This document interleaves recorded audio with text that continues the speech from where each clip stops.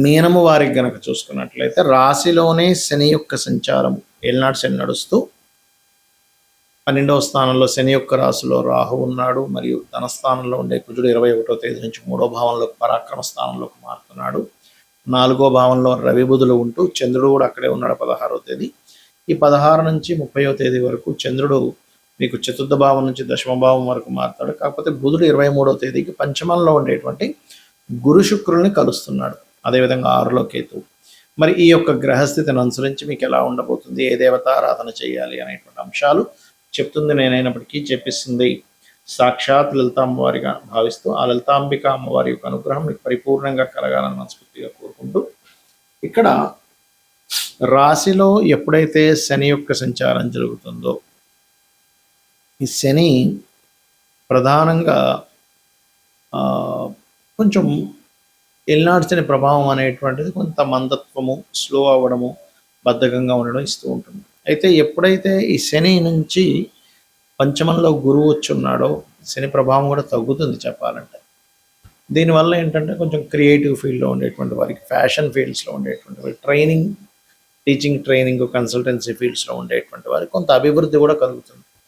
కాకపోతే మీకు 21వ తేదీ వరకు ధనం విషయంలో, ఎవరికైనా ధనం ఇవ్వడము తీసుకునే విషయంలో అనవసరమైన ఘర్షణ యోగాలు ఉన్నాయి కాబట్టి మీరు 21వ తేదీ వరకు కాస్త జాగ్రత్తగా ఉండండి. 21వ తేదీ నుంచి 3లోకి వెళ్తున్నారు. కొంచెం ఈ భూ లావాదేవీలు కానివ్వండి, కొంచెం పరాక్రమంగా కొన్ని పనులు చేయడం వల్ల కానివ్వండి మంచి యోగం ఉంటుంది చెప్పాలంటే.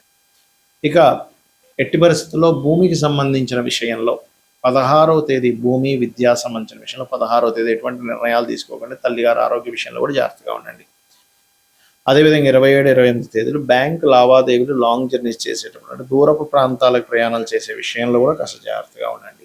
అదేవిధంగా 6వ స్థానంలో కేతు ఉన్నందుకు ప్రధానంగా కేతు నిత్య జీవితం విషయంలో కొన్ని ఆటంకాలు ఇస్తూ ఉంటాడు. కాబట్టి మీరు ఏ పని ప్రారంభిస్తున్నా, ఒకవేళ అప్పు ఇచ్చినా, అప్పు తీసుకుంటున్నా, ఏదైనా ముఖ్యంగా అప్పుల విషయంలో అయితే జాగ్రత్తగా ఉండాలి. బట్ కొంచెం ఈ విషయంలో కొద్దిగా గణపతిని ఆరాధిస్తూ అప్పు విషయంలో జాగ్రత్తగా ఉండండి. మరియు కొత్త ప్లానింగ్స్ కానీ, సంతానం విషయంలో అభివృద్ధి, స్నేహితుల ద్వారా కొంతవరకు సహకారం లభించడం ఇటువంటివి బలంగా చూపిస్తున్నాయి. ఇక ముఖ్యంగా ఉద్యోగ సంబంధించినటువంటి విషయంలో కనుక చూసుకున్నట్లయితే ఉన్న ప్రాంతం కాకుండా వేరే ప్రాంతానికి, వేరే దేశానికి అనుకోండి, వేరే రాష్ట్రానికి అనుకోండి, అలా వెళ్ళడం ద్వారా మీకు చాలా బాగుంది. లలితా సహస్రనామాలు, దత్తాత్రేయుని, రాజరాజేశ్వరి అమ్మవారి యొక్క ఆరాధన చేయండి.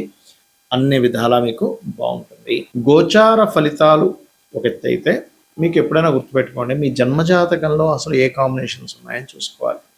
అంటే ఎంతసేపు మనం జనాలకి బేసిక్కే అలవాటు అయిపోవడం వల్ల ఏలినాటి శని ఉందా లేదా ఇదే బేసిక్గా చూసుకుంటుంటారు. ఏలినాటి శని ఉందా, అర్ధాష్టమ శని ఉందా, అష్టమ శని ఉందా. రెండవది ఏమిటి అంటే వీటితో పాటు కాలసర్పయోగం ఏమైనా ఉందా, సర్పదోషాలు ఏమైనా ఉన్నాయా, మాతృదోషాలు ఉన్నాయా, పితృదోషాలు, ఇవి చూసుకుంటారు. ఇవి నేను తప్పు అనట్లేదు. కానీ ఏలినాటి శని అనేటువంటిది ఏంటంటే మనకి ఇప్పుడు ఏ ఏ రాశుల వారికి నడుస్తుంది చూసుకుంటే కుంభము, మీనము, మేషం వారికి ఏలినాటి శని, సింహం వారికి అష్టమ శని, ధనస్సు వారికి అర్ధాష్టమ శని. శని ఎప్పుడు కూడా ఏం చేస్తాడు అంటే మీకు ఒకటే గుర్తుపెట్టుకోండి, మీకు శని అనేటువంటిది కొంత ఆలస్యం అవుతున్న కొత్త విషయాలు నేర్పిస్తాడు, ఒక శ్రమనిస్తాడు. ఇప్పుడు ఎలా అయితే ఒక రాజు తను రాజ్యాన్ని వెళ్ళాలంటే ముందు యుద్ధం చేయాలి, యుద్ధం చేస్తేనే రాజ్యం వస్తుంది.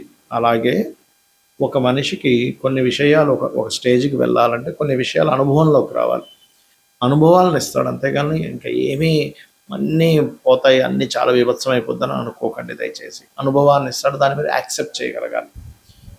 అదేవిధంగా కాలసర్ప దోషం అనేటువంటి జన్మజాతకానికి అప్లై చేయకూడదని శాస్త్రంలో ఉంది, కాలానికి సంబంధించిన విషయంలో. ఎందుకంటే నేను గతంలో చాలాసార్లు చెప్పాను, 170, 180 మంది ప్రెసిడెంట్లకు ఉంది కాలసర్ప దోషం, మెగాస్టార్ చిరంజీవికి ఉంది, చాలామందికి ఉందని చెప్పాను, పెద్ద పెద్ద వాళ్ళకి, మల్టీమిలియనర్కి. మరి వాళ్ళందరూ ఎలా అయ్యారు? మరి కాలసర్ప దోషం ఉంటే ఎందుకు పనికి రాకుండా పోవాలి కదా అనే విషయాన్ని గుర్తుపెట్టుకోండి. ఇక జనరల్ సర్పదోషాలు మీరు కాళహస్తికి వెళ్ళడమో లేకపోతే రావి చెట్టు ప్రదక్షిణం చేసుకోవడం వల్ల పోతుంది. అదేవిధంగా మాతృదోషం, పితృదోషం, పూర్వజన్మల్లో మనం చేసినటువంటి కొన్ని దోషాలు ఉంటాయి. అంటే తల్లిని సరిగ్గా చూసుకోకపోవడం వల్ల మాతృదోషము, పితృదోషం అనేటువంటిది పితృదేవతలు సరిగ్గా చేయకపోవడం వల్ల, సంతానాన్ని సరిగ్గా చూసుకోకపోవడం వల్ల, తండ్రికి ఇవ్వాల్సిన గౌరవం ఇవ్వకపోవడం వల్ల ఇట్లాంటి వాటి వల్ల జరుగుతుంది. ఇలా చాలా ఉన్నాయి. స్త్రీ దోషం ఉంటుంది శుక్రుడు పాడైతే. అయితే ఇక్కడ ఏంటంటే ఏ గ్రహం పాడవడం వల్ల, ఏ కాంబినేషన్ వల్ల వచ్చిందంటే శుక్రుడు పాడయ్యాడు, స్త్రీ దోషం. ఏమి కంగారు పడద్దు. చక్కగా సాటి స్త్రీలని, అది స్త్రీ అయినా పురుషులైనా, గౌరవించడం నేర్చుకోండి. వాళ్ళ పట్ల మరలా అవహేళనగా ఉండడం, వాళ్ళని ఏడిపించడం, వాళ్ళు ఏడిచేలా మీ వల్ల వాళ్ళు ఏడవడం చేస్తే మళ్ళీ ఆ స్త్రీ దోషం ఇంకా పెరుగుతుంది. మాతృదోషం ఉంది. ఇంకా మీ తల్లిగారు ఇంకా ఎక్కువ బాధపడుతున్నారు మీ వల్ల ఈ జన్మలో కూడా. అది ఇంకా ఇంకా కొన్ని వందల జన్మలకి కంటిన్యూ అవుతుంది. పితృదోషం కూడా అంతే. పితృదేవతలకి గతంలో తెలియక చేయలేదు, అది పితృదోషంగా వచ్చింది. అప్పుడు ఆ పితృదోష సంబంధించినటువంటి స్వయం పాకం ఇవ్వడము, లేకపోతే ఏదైనా గయా లాంటి ప్రదేశాలు వెళ్ళి అక్కడ పితృతర్పణాలు చేయడం, లేకపోతే నిత్య పితృతర్పణాలు చేయడం, లేదా అమావాస్య నాడు పితృదేవతల కోసం వదలడం చేయాలి. అంతేగాని ఏదో అయిపోతుందని కాదు. ఇక్కడ ఏంటంటే మీకు లగ్నం నుంచి 12 భావాలు అనేటువంటివి ఉంటాయి. లగ్నం ఏమిటి, లగ్నం యొక్క స్థితి ఏమిటి, మీ యొక్క ఎదుగుదల, మీ లైఫ్లో ఎందుకు ఎప్పుడు అప్ అండ్ డౌన్స్ వస్తాయని చెప్తుంది. ధనాధిపతి చూడాలంటే సెకండ్ హౌస్, అంటే మీకు ధనము ఏ రూపంలో, ఏ మార్గంలో ఎప్పుడు ఎక్కువగా వస్తుంది, ఏ మార్గంలో ఎప్పుడు పోయే ఛాన్సెస్ ఉన్నాయి, ఎప్పుడు జాగ్రత్తగా ఉండాలి ధనం విషయంలో అనేటువంటి చూపిస్తుంది.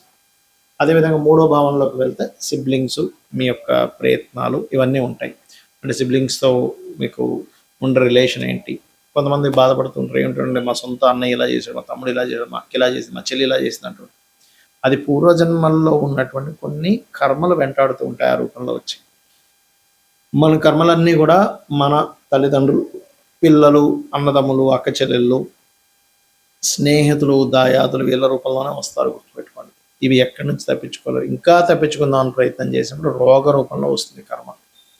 కాబట్టి మీ విద్యా విషయం, ప్రాపర్టీ విషయం 4వ భావంలోని, సంతాన అభివృద్ధి, సంతానం గురించి విషయాలని 5వ భావంలోని, రుణ రోగ శత్రు భావాలని 6వ భావంలోని, జీవిత భాగస్వామి ఎప్పుడు వస్తుంది, అసలు ఎప్పుడు వివాహం చేసుకోవాలి, ఎలాంటి ప్రయత్నం చేస్తే మీకు అవుతుంది, అసలు ఎందుకు ఇంత లేట్ అవడానికి కారణాలు ఏంటి అనేటువంటివి, ఏం చేస్తే మీకు వివాహం అవుతుంది 7వ భావంలోని, ఆకస్మిక సంఘటనలు, ఆయుష్ అంతా 8వ భావంలోని, తండ్రి, గురువులు, దేవతా క్షేత్రాలని భాగ్యభావంలోని, మీరు చేసే ఉద్యోగాలు దశమంలోని, మీరు చేసేటువంటి వ్యాపారాల లాభస్థానంలో, మీరు ఎప్పుడు ఇన్వెస్ట్మెంట్ చేయాలి, ఎప్పుడు పెట్టకూడదు, అసలు మీ పేరు మీద ఇన్వెస్ట్మెంట్ చేయొచ్చా చేయకూడదు అనేటువంటిది 12వ భావంలో ఉంటుంది. ఇలా 12 హౌజెస్ ఉంటాయి ఆస్ట్రాలజీలో. ఈ 12 భావాల్లో ఏ గ్రహం ఉంది, ఆ గ్రహ అధిపతి పరిస్థితి ఏమిటి, పిఏసి అంటారు, అంటే ప్లేస్మెంట్, ఆస్పెక్ట్ అండ్ కంజంక్షన్. అంటే ఏ గ్రహం ఎక్కడుంది, ఏ గ్రహంతో చూడబడుతుంది, ఏ గ్రహంతో కలిసి ఉంది, దాని వలన ఆ యొక్క గ్రహం యొక్క బలాబలాల్లో మార్పులు వస్తాయి. అంటే చిన్న ఎగ్జాంపుల్ చెప్తా చూడండి. ఇప్పుడు ఒక మనిషి ఉన్నాడు, అతను చిన్నప్పటి నుంచి అతని ఫ్రెండ్ సర్కిల్ కానీ, అతనికి చెప్పే వాళ్ళు ఎవరూ సరిగ్గా లేక చదువుకోలేదు అనుకున్నాం, కాసేపు సరిగ్గా చదవలేదు. చదవకపోవడమే కాకుండా అతను తెలివితేటలు కూడా బిల్డప్ చేసుకోలేకపోయాడు. అంటే కొంతమంది ఎవరితో అయితే కలవకూడదు వాళ్ళతో వెళ్ళి ఫ్రెండ్షిప్ చేశాడు, దాని తర్వాత అనవసరమైన వ్యసనాలకు గురయ్యాడు, దాని తర్వాత అనారోగ్యంతో ఇబ్బంది పడ్డాడు, ఎక్కువ వ్యసనాల వల్ల. రైట్. అంటే ఏంటి, ఒక మనిషి ఎలా అయితే ఎవరితో కలిశాడో, ఎవరి ఇన్ఫ్లుయెన్స్లోకి వెళ్ళాడో, ఎక్కడ నివసిస్తున్నాడో అనే ఎఫెక్ట్ ఎలా ఉంటుందో, అదేవిధంగా ఒక మనిషి మంచి తల్లిదండ్రులు, చెప్పేవాళ్ళు బాగున్నారు, బాగా ఇంటెలిజెంట్, బాగా చదువుకున్నాడు, మంచి వ్యాపారం పెట్టాడు, మంచి ఉద్యోగంలో జాయిన్ అయ్యాడు, లైఫ్ మంచి భార్య పిల్లలు వచ్చారు, లైఫ్ అంతా అద్భుతంగా ఉంది, మంచి గుర్తింపు ఉంది. అలాగే గ్రహం కూడా పాపగ్రహాలతో సంబంధం కలిగినప్పుడు, దాని పోర్ట్ఫోలియోస్ పాడైనప్పుడు ఆ భావం పాడవుతుంది. దాన్ని సెట్ చేసుకోగలగాలి. లేదా శుభగ్రహ సంబంధాలు వచ్చినప్పుడు ఆ భావం బాగుంటుంది, అదంతా ఫ్రూట్ఫుల్ ఇస్తుంది. ఇదంతా పూర్వజన్మ కర్మ వల్ల వస్తుందని అర్థం చేసుకుంటూ కనీసం ఈ జన్మలో అయినా తెలిసి ఎటువంటి బ్యాడ్ కర్మలు చేయకుండా ఉండాలి. శ్రీమాత్రే నమః.